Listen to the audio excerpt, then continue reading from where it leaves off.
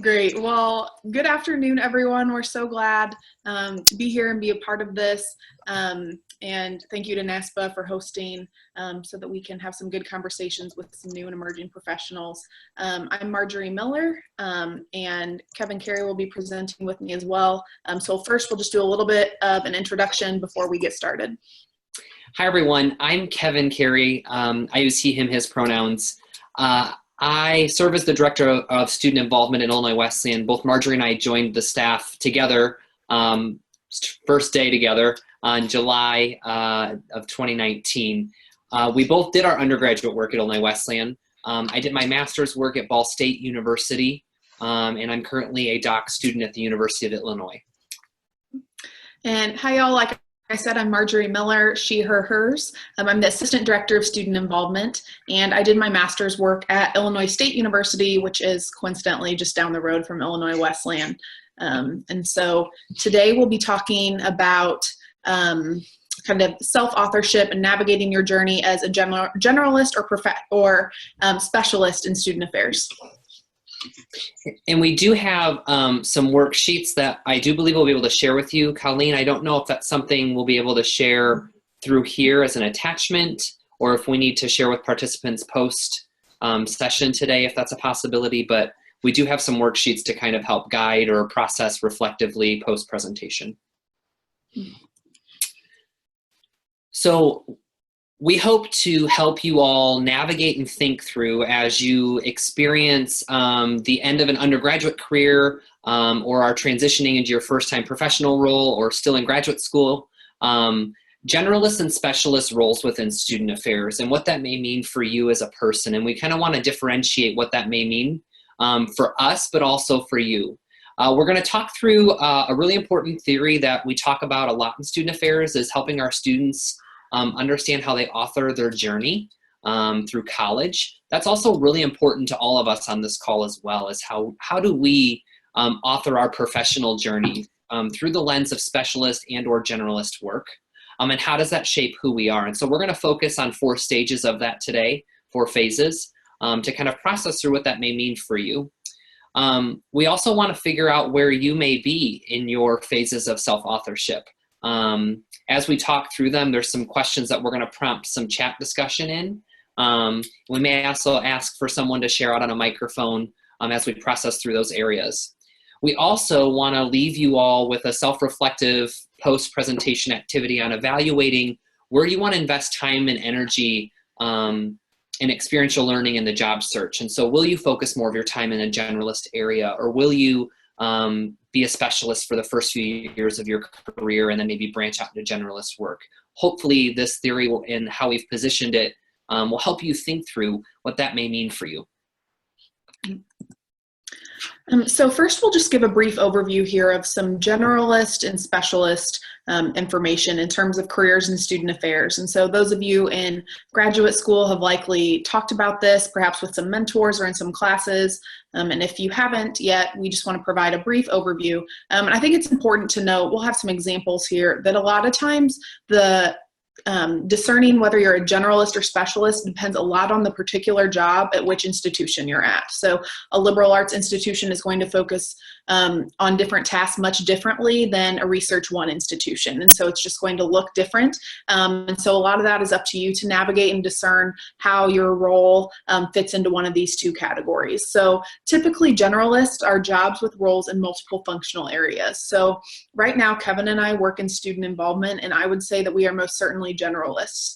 My job includes advising the Panhellenic Council. I advise Student Senate. I oversee all of our student organizations. And so there's a lot of different roles that play into my job. So some areas with potential jobs that be considered generalists are student involvement. Most entry-level housing jobs, that's a great way to get some generalist work because you're supervising resident assistants, you're doing overview of property management and a lot of programming and just a lot of different areas. New student programs could be a generalist role depending on what your job encompasses, and also a multicultural coordinator. So some institutions have certain roles for different populations of multicultural or underrepresented students, where some, similar to our institution, has 2 professionals who serve in a more generalist role supporting those groups of students. And then you'll also see some specialist roles and examples of those, so jobs that focus on a specific functional area. Career centers are typically very specialist driven, very particular outcomes and jobs in those areas. Service learning, alternative spring break type roles, student conduct is a specialist driven area. And I put some fraternity and sorority life, because at some institutions, fraternity and sorority life, one person's job might be to advise just the Multicultural Greek Council. Whereas at our institution, Kevin advises our interfraternity council, our multicultural group, as well as a plethora of other parts to his role too. So I can't see y'all's chat because I'm sharing the screen, but would love to hear what you're doing right now. So go ahead and put in the chat box kind of what your maybe assistantship or job or what you're anticipating doing is, and kind of how you differentiate in terms of whether that is a generalist or specialist position for you. And now we'll go ahead and kind of get into self-authorship and following through the 4 phases of this theory by Baxter Magolda. And we initially had quite a bit more time, as y'all know, to go through this. So if this seems abbreviated, it is, but we encourage you to, after this, if you haven't had a chance to study this theory, or even if you have and want to brush up a bit, to go ahead and do some more research on it. But it's a 4-phase theory that folks move through. And I think that something about this theory is that you might kind of go back and forth throughout your life in terms of different phases. I think that you can kind of, within a certain job even, go through the different phases of this theory in terms of following it. So kind of in phase 1, the phrase is called following formulas. And so individuals follow plans and advice laid out for them by authority figures. And so those authority figures could be mentors, professors, supervisors, and we typically allow them to define who we are. It could also be personal relationships, so a partner, family, peers, academic influences. And so I think for me, when I was following the formulas in graduate school, I was doing just this. I had a mentor who was also a professor who was a product of housing and residence life and believed very fully in that experience and really pushed me to go that way for my first job. And so I did, because I trusted her and wanted to follow what that authority was telling me. So I know that y'all probably have some people who have been defining your student affairs journey thus far. Even if it isn't extremely a direct relationship, there's someone who you've been watching or looking up to who has kind of laid the path for you, whose formulas you are following. And so something to reflect on the worksheet and kind of think about is, who has defined your student affairs journey thus far? So if you'd like, go ahead and you can share that in the chat box. Kevin's looking at that, and just a good reflection in terms of thinking about who are you looking to as an influence.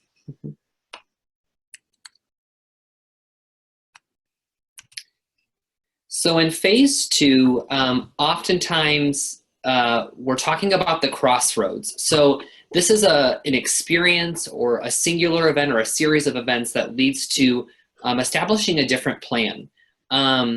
So this might be your personal foundations and values change. It may be even the approach to how you're doing your assistantship or in your first job professionally for you isn't working, and you still enjoy student affairs and higher education, and so you want to find something else that works for you. It could be a change in the institution, and that could really change the way you value the work that you're doing, either as a specialist or a generalist. It might also just be different job responsibilities that you experience within a particular job that makes you realize that might be something you want to do in the future. And so we know that this can happen also for a lot of other personal reasons. It may be a move for family. It may be a move for further education, your health, and of course those passion changes. So you may find that, and I'm going to use Sydney as an example here, who had an assistantship with retention and housing, and is looking for housing and admissions jobs. And so she says she feels like a generalist. As you navigate passion within retention, within housing, it may become for you doing retention at a community college, at a different institution type, because you enjoy retention. Doing retention anywhere might be your passion. For me, I realized after my first job at Ball State, so I worked there professionally after I did my graduate work there in fraternity and sorority life, Mostly as a specialist, I realized that I really was having a change of heart in working with fraternities and sororities. So I took a leap of faith and went to a small private liberal arts college, worked in an office with fraternity and sorority life, but was not at all engaged as a direct advisor to the groups. And so I jumped into areas I had never done before because I wanted just a change of pace, and I missed the small school experience. And I didn't feel like I was really creating a sense of myself. And so at Wittenberg, where I worked after Ball State, I felt like I had an opportunity to do that. And it really changed my passion towards being moving from a passion of being a specialist to really enjoying generalist work, and getting to dabble across an array of areas that engage students outside of the classroom. So we want you to think about the question around what crossroads have you experienced or might you anticipate as you find your niche in student affairs as a graduate student or a new professional. It's hard to think about what you may anticipate.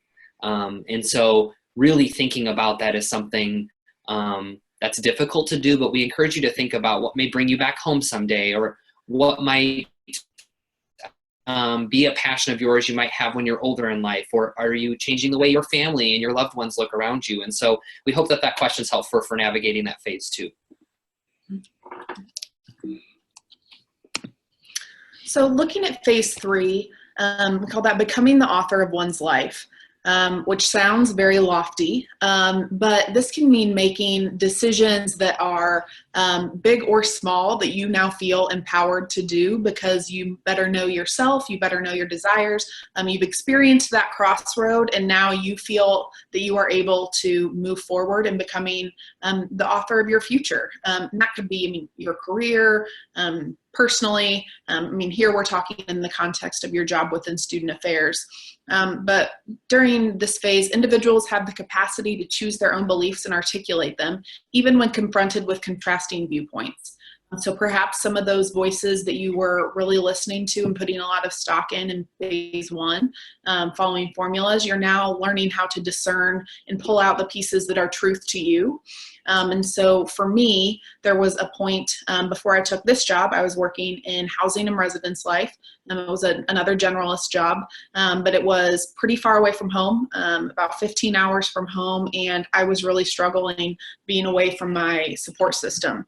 And I had some voices in my life who were telling me two things. Some people were telling me, you need to go back home and take a job closer there if that's what's going to be best for you. And then other people told me, stick it out, you can do it, stay in this job a couple of more years and you'll be fine. And for me, I had to discern back and forth between the two of those kind of contrasting opinions, what I wanted to do, and ultimately ended up obviously taking the other job where I am now, which was moving into another generalist type role in a bit of a different functional area, but still a generalist in the institution I was passionate about, and coming back to work at my undergrad, which people also had contrasting viewpoints about too. But being able to learn what is important to you, what your values are, is super, super key here. So something to reflect on is, why is it important to discern and live out your values as a professional in higher education? And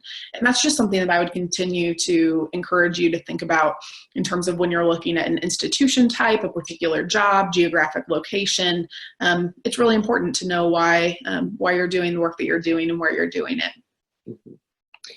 And what's interesting about that question as we transition into phase 3 is that as you look at NASPA's competencies for the profession, and the only reason I'm thinking about this is our staff is currently doing our self-evaluations, and we're using the NASPA competencies to do our self-evaluations. And one of them is your personal foundations, your values and belief systems, and how important that is for our work.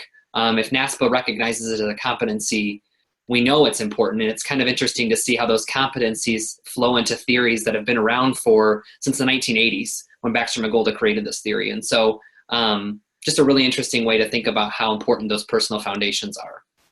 So in phase 4, you really get to this place as a professional in your self-authorship journey where you have an internal foundation. You're confidently grounded in your belief systems and experience that peace that I think sometimes we really want, even amongst things such as a pandemic and our changing contingency plans. We still have a peace for what we do in our work. And there's a level of contentment in that. And being comfortable where you are because that's who you know you are and the work that you're doing is important to you, whether it be in the specialist area, whether it be a mid-level manager, a senior level staff member, an entry-level role because you're doing the work you care about, regardless of how many years you've worked in the field. And you no longer feel like you have to tell people or yourself why you're making those decisions because you've written that narrative for yourself and it's one that you know is authentic and important to you. Those decisions, both personally and professionally, are based upon that peace and that contentment. As I was thinking about how to personally connect to this, I feel like I have really learned that the institution type I enjoy the most is a small liberal arts college, and the work I enjoy the most is the generalist work. I don't see myself wanting or desiring to go back to being a fraternity and sorority life professional or a campus activities professional solely. It isn't where my passions lie anymore. And in the specialist work, and staying a generalist has been something that I have had to adapt to. I most recently read a letter from our current Vice President of Student Affairs and my mentor on my graduation of my grad school, who wrote to me that she says, while you're taking a specialist job, you'll come back home to your generalist work because that's where you find the most joy and peace. And it's funny that this phase is written with the word peace because it took me a while and I had to figure it out myself. And while others like Marjorie talked about may tell you one thing, you have to be comfortable with your own decisions and how you author yourself through that decision to stay in an area or to venture out and take a leap of faith and try something different. And so how do you anticipate you will know when you've established a strong internal foundation? What things may happen for you to know that that internal foundation has been created for yourself? That is a heavy question and a philosophical question. The other thing is we know we may bounce back into a different phase of this. So while I may feel I'm getting to phase 4 in my life, I may get back to phase 2 someday. The theory indicates that one can move back and revert back to areas pending their life situations, both personally and professionally. So I know that was taking a look at the time because I know we're coming up on time, and that was a lot of kind of information and a lot of introspective things to think about. And so we wanted to give you a tool to take with you to kind of think about how you might be looking at navigating whether you are a generalist or a specialist, or if there's areas of student affairs that you haven't yet explored that you might be interested in. And so we created this worksheet. And if you don't have it yet, I'll be sure to drop the link to the Google file for that in the chat afterwards. But what we're kind of advising you to do is to think about the areas of student affairs and higher education in which you feel most comfortable. So you'll see the comfort circle, areas in which you would be challenged, areas that you haven't explored. So that would kind of be this unknown section. And then there might be some different functional areas that overlap here. So for me, I might put in challenge. It was a bit of a challenge, but also some unknown aspects when I was looking at housing and residence life. So that might go in that section for me right there. And so everyone is going to have a little bit of a different view of that. But what we think this might help you do is look at areas where we think it's good to have a little bit of unknown, good to have a little bit of challenge, and good to have some comfort. So what areas can you find in that middle circle there where all the things are overlapping, where you can find those? If there's 1 or 2 items there, maybe that's a specialist area that you should be interested in pursuing a little further. If you have 5 or 6 right there, you might be more of a generalist and looking for different areas to explore. So there's no one right way to fill this out, but wanted to provide you with a tool to do some more personal reflection as you are thinking about navigating your next steps, because there's truly so many different areas that you can pursue in student affairs, which I love because I know I'll never be bored by any means. We want to leave some time for any questions, or if we need to explain something differently for purpose of clarity, happy to do so. We'll watch the chat here, or I think everyone can mic in if they need to ask any questions. And our email addresses are here as well, so happy to connect offline if that works best for you.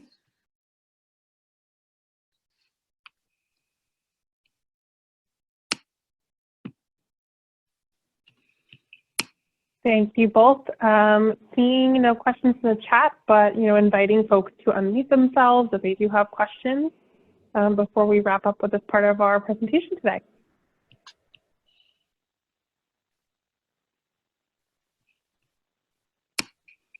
All right, well, hearing none, do feel free to reach out to Kevin and Marjorie separately. Thank you both so much for a wonderful presentation. I think it was a great opportunity for our folks today and a great way to sort of wrap up this part of the afternoon. So give us one moment as we get our next presenter all ready to go, and we'll start just momentarily.